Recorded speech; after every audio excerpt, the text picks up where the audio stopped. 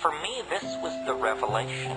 I didn't get into this business by being an airhead or a screwball.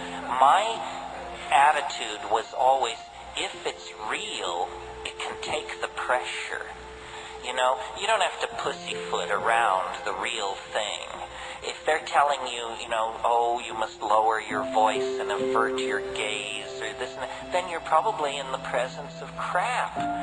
Because the real thing is real.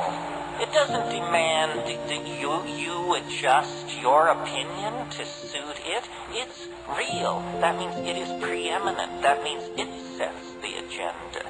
And I studied yoga, I wandered around in the East, I was fast shuffled by beady-eyed little men in dhoties. I know the whole spiritual supermarket and rigmarole, and I find nothing there to interest me on the level of, 5 grams of psilocybin mushrooms in silent darkness. I mean, that's where the pedal meets the metal.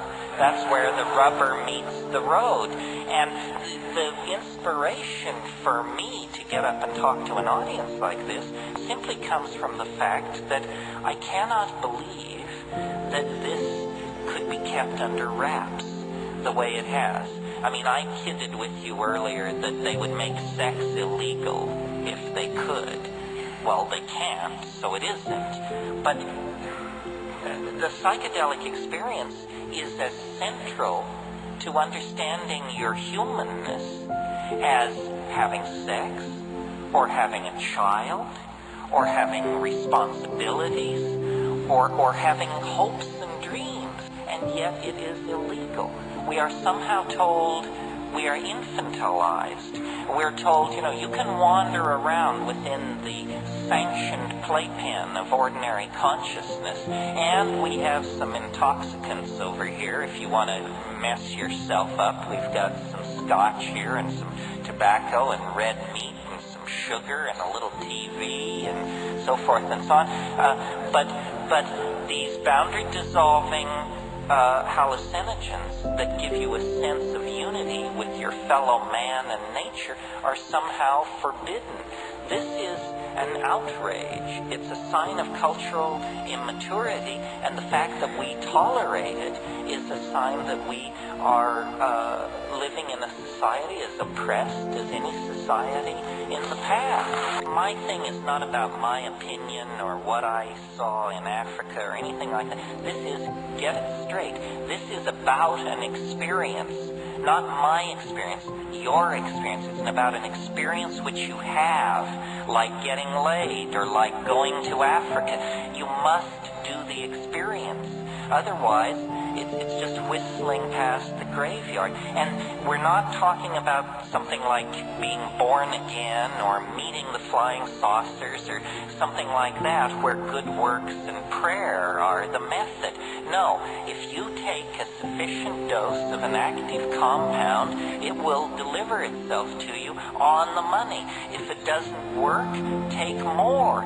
Nobody is in a position to dismiss this just because it didn't work for them on 1 or 2 tries.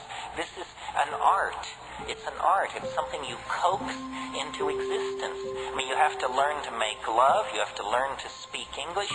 Anything worth doing is an art that is acquired. This is part of our birthright, perhaps the most important part of our birthright. These substances will deliver. It is the confoundment of psychology and science generally, and that's why it's so touchy for cultural institutions. But you are not a cultural institution. You are a free and independent human being. And these things have your name written on them in big gold letters. I think that we are caged by our cultural programming, and that this is the most powerful imprisoning factor in our lives. That if we could train ourselves simply to remember our dreams, psychedelics would become obsolete. If we could train ourselves simply to pay attention to our ordinary states of consciousness as we live through our days and nights, culture is a mass hallucination. And when you step outside the mass hallucination, you see it for what it is worth.